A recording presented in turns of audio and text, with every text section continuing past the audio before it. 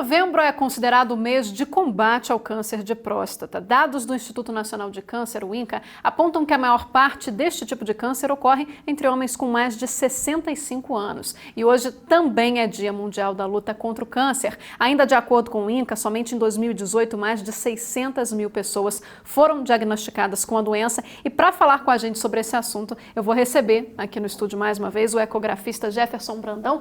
Boa tarde, doutor, tudo bom? Boa tarde a todos que estão nos assistindo.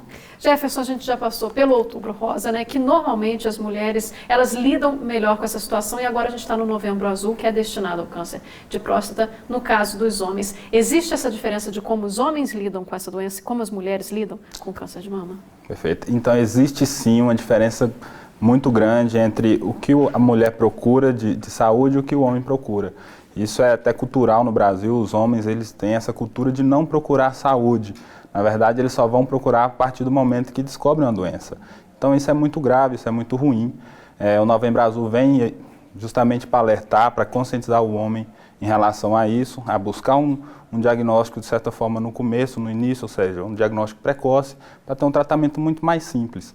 Então o Novembro Azul é muito importante, tem que conscientizar o homem tem que saber que é uma doença muito grave, né? A gente está falando aí um pouco de câncer de próstata, mas o homem, ele sim tem essa cultura de não procurar a saúde, não procurar um médico. E quais são as medidas essenciais para se prevenir nesse caso ou para ter um diagnóstico precoce? Perfeito. Então, assim, existem fatores de risco quando a gente vai falar do câncer de próstata especificamente.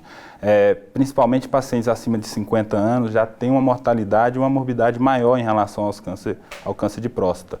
E você mesmo comentou que o INCA ele mostrou que a partir de 65 anos isso aumenta muito. A gente vê que nos câncer geral, câncer de próstata, 3/4 da população acima de 60 anos é diagnosticado, não é que é diagnosticado, mas quando a pessoa tem um diagnóstico de câncer de próstata, 65 anos é o que mais é prevalente. Então, quais são os fatores de risco? A idade é o principal fator de risco, história familiar, se tem um pai que já teve câncer de próstata e o irmão principalmente, aumenta muito a chance dessa pessoa ter câncer de próstata. Raça negra é um fator de risco importante. Então, o que a gente pode falar aí para ajudar a população no geral em relação aos fatores de risco modificáveis, né? Porque a idade, a raça, a história familiar não são fatores modificáveis. Quais são os fatores modificáveis que dá para auxiliar aí na prevenção do câncer de próstata?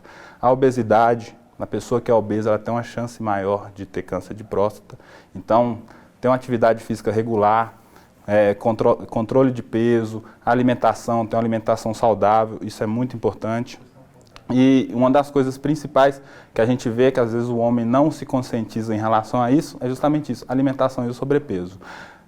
E outra coisa que também é muito importante é em relação ao alcoolismo e sedentarismo, né? Que entra aí também na parte da atividade física. Normalmente as pessoas acham que isso nem tem ligação uma coisa com a outra, né? Exatamente, as pessoas acham que não tem e na verdade a atividade física e a alimentação ela é primordial não só para o câncer de próstata, mas para as demais doenças auxilia muito. Então precisa conscientizar em relação a isso.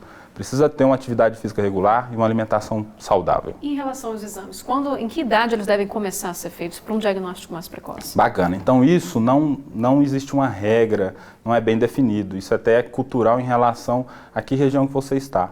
Na Europa, nos Estados Unidos, os Estados das Américas, eles têm uma divergência quanto a isso. O Brasil, os médicos tendem a seguir muito a cultura americana. Então, qual que é a cultura americana que hoje é adotada? A partir dos 50 anos, a pessoa fazer o rastreamento do câncer de próstata. E como que faz o rastreamento? Com o exame físico, né, que seria o toque. O toque é um exame muito importante e ele sozinho, isso é até um dado muito importante, o exame de toque sozinho diagnostica até 20% dos cânceres que no exame de sangue não altera. Então é muito importante fazer o exame de sangue e o PSA.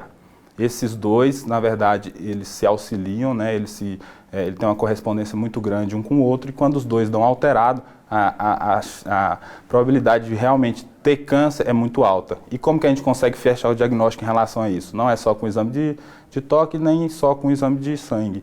Na verdade, quando você tem uma suspeita, a partir desses exames, a gente faz a biópsia, que é a partir daí que a gente fecha o diagnóstico. E a frequência desses exames também deve ser feita todos os anos? Isso. Existe essa frequência? Bacana. Então, mais uma vez falando, a gente tem em relação aos fatores de risco. pacientes da raça negra, eles têm que fazer o exame de forma mais precoce, fala até em 45 anos. E é feito de forma anual ou bianual, conforme o fator de risco ou conforme a indicação do médico ali que estiver acompanhando. E detectado, então, um início ali do câncer de próstata, uma propensão ao câncer, o que o paciente pode fazer? Então, se ele tem um fator de risco aumentado, ele tem que tomar um cuidado bem maior. Então, ele tem que fazer um exame rotineiro com médico especialista, que no caso é o urologista. Mas a partir do momento que se faz o diagnóstico, aí também existem os critérios em relação ao tratamento. Porque depende do grau histológico que esse câncer é, o tamanho que ele está, o que ele já invadiu. Então, se é um câncer que está ali localizado bem no começo, o tratamento é muito mais simples, o tratamento é menos agressivo. Então, a gente consegue fazer um tratamento de forma mais pacífica, né, digamos assim. Tem casos que a gente consegue só observar e ver como que esse câncer vai evoluir. Mas, de certa forma, quando a gente pega câncer mais avançado, o tratamento é mais agressivo. Às vezes tem que fazer radioterapia, hormonioterapia e, em alguns casos, fazer uma cirurgia radical, que é retirada da próstata e da vesícula. Ou seja, as chances de cura num diagnóstico precoce são muito maiores, então? Muito maiores. Por isso que essa política, adotada até a política brasileira de fazer o rastreamento, é justamente visando isso. Quando a gente pega um câncer no seu estágio inicial, o tratamento ele é muito mais simples e, de certa forma, menos agressivo. Então, a partir do momento que a gente pega, mais uma vez falando, ele já avançado, é mais complicado. E Jefferson, você como médico, você vê que está mudando um pouquinho esse conceito dos homens de se cuidarem mais ou ainda não? Ainda precisa de muita conscientização? Na minha visão, acho que ainda precisa muito da conscientização. Na maioria das vezes que a gente vê o homem buscando um rastreamento é porque a esposa está levando. Infelizmente, isso é cultural. E aí precisa muito, os brasileiros precisam muito entender a importância disso. E os homens, infelizmente, ainda não conscientizaram. A gente vê, inclusive, pela diferença, né, das campanhas do Outubro Rosa para o Novembro Azul, né, que às vezes fica até um pouco esquecido, né, não tem essa participação intensa dos homens. Perfeitamente. Então, no outubro, eu que sou médico ecografista, a gente vê a população feminina indo buscar mesmo rastreamento. Já no Novembro Azul, a gente não vê tanto isso. A gente vê a população masculina levando, de certa forma, assim, de forma não preocupante, e a gente vê muito disso. A própria esposa, a filha mesmo, levando o paciente meio que, digamos, a grosso modo falando, é a força, né? Mas eles precisam sim conscientizar, nós homens precisamos nos conscientizar quanto a isso, que é muito importante e aumenta muito a expectativa de vida dessa pessoa. Certo. Jefferson, chegou uma pergunta aqui interessante. Eu e meus irmãos temos a síndrome de Lynch. Os homens da família podem aumentar a chance de desenvolver câncer de próstata? Existe essa ligação? E tivemos também câncer de intestino. Pergunta, acho que da Nayane Andrade. Perfeito. Então, os cânceres, no geral, eles, de certa forma, aumentam o risco, às vezes, até desse câncer se espalhar. Mas, falando especificamente do câncer de próstata, não tem nada relacionado a esse tipo de doença. A preocupação, lógico, tem que ter uma preocupação no geral. Mas toda patologia que faz alteração endocrinológica, ou seja, aumenta a questão hormonal, até mesmo da testosterona, aumenta, de certa forma, não exponencialmente, o risco de câncer de próstata. Mas tem que estar em alerta disso. Para se prevenir é só fazer os exames sempre de acordo com a recomendação do médico. Perfeitamente. Né? Então tá bom, Jefferson, obrigada pela sua participação. Muito obrigado mais uma vez.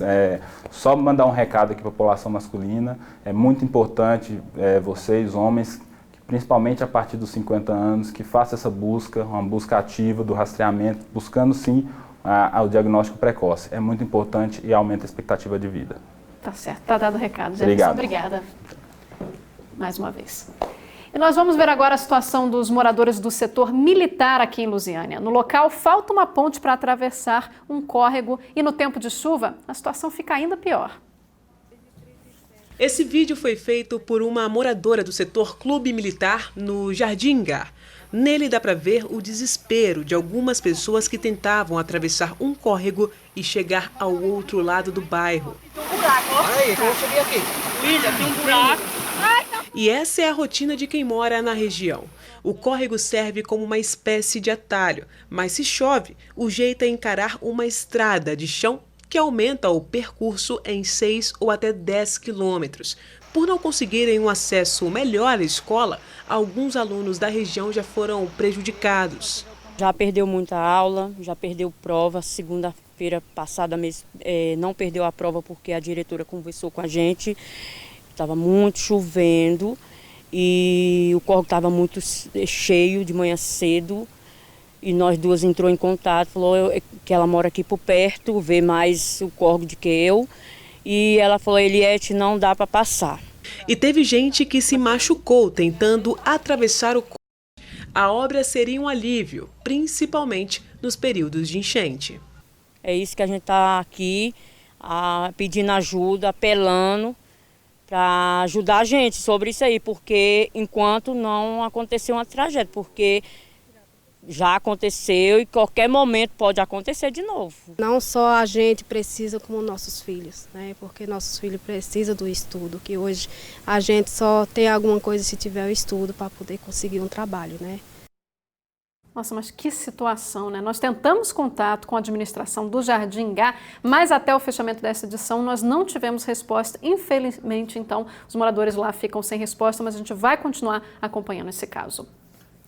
Vamos agora para os cachorros desaparecidos aqui no entorno. A Júnia Duarte está à procura do cachorrinho dela, o Bob, esse que está aí na foto, que desapareceu no Parque Estrela d'Alva Zero, em Lusiânia, no dia 24. Ele é um shih tzu, se você tiver alguma informação, é só ligar nesse número aí, o 999512317. E tem mais morador aqui do entorno à procura do bichinho de estimação que sumiu. A Rayana de Souza está à procura do cachorrinho Alvin, que desapareceu na parada 11 lá do Pedregal, em Novo Gama, no dia 23 também desse mês. Se você tiver alguma informação, é só ligar no número 991935586. Tem ainda o Rodrigo Lins, morador de Valparaíso, que está à procura do Hope, o cachorro da família. Ele não tem raça definida, sumiu no dia 26 de outubro, no bairro Ipanema. O Hope tem pelos claros, aí você está vendo na foto. Se você tiver alguma informação sobre ele, pode entrar em contato pelo telefone 996868052. E por último, a Giovana Rodrigues está à procura do Bento, que desapareceu no bairro Jofre Parada, em Lusiânia. Ele também é de raça indefinida. Se você tiver alguma informação, pode ligar no número que está aparecendo aí na tela, 992-793169. E moradores de um assentamento em Jataí, no sudoeste do estado, estão tendo prejuízo com as quedas de energia frequentes. Tem produtor rural que já fez mais de 50 reclamações à Enel. Esse trator já nem sai do lugar. É que ele serve para impulsionar o gerador de energia da fazenda do Seu José, em Jataí, no sudoeste de Goiás. Com a máquina funcionando 6 horas por dia, o produtor tem gastado 200 litros de diesel por semana. Só no mês passado, o Seu José ficou 13 dias sem energia elétrica. Com o resfriador parado, o produtor perdeu mais de 2.000 litros de leite nesse tempo. Um prejuízo estimado em mais de R$3 mil. Foi descartado por falta de energia e o leite pegou acidez. E não para por aí. A geladeira da Dona Mância, mulher do Seu José, que antes era cheia de doces artesanais feitos com leite puro na propriedade, agora sobra espaço. É que ela já perdeu as contas de quantas vezes teve que descartar alimentos e até remédios por falta de refrigeração. Começa a esfriar as coisas na geladeira e depois acaba a energia, esquenta tudo novamente. Então as coisas não conservam, não tem nem como fazer as coisas mais. Esse caderno mostra os registros de ligações para a central da Enel. Tem tudo anotado, data, número de protocolo. Para se ter uma ideia, foram mais de 50 ligações. Só nos últimos 40 dias, eles somam um prejuízo de quase R$9 mil. Eu só quero receber os meus prejuízos. Esse leite que eu perdi, os motores que eu queimei no passado, que tá na justiça, vai ter uma audiência agora, pagar esses prejuízos nossos, né? Que acho que isso aí não é justo. É você pagar uma coisa que você não tem. A Enel disse que as chuvas e ventos fortes que atingiram a região provocaram essas quedas aí de energia e que 2 equipes estavam trabalhando ontem na rede elétrica que atende, então, o assentamento.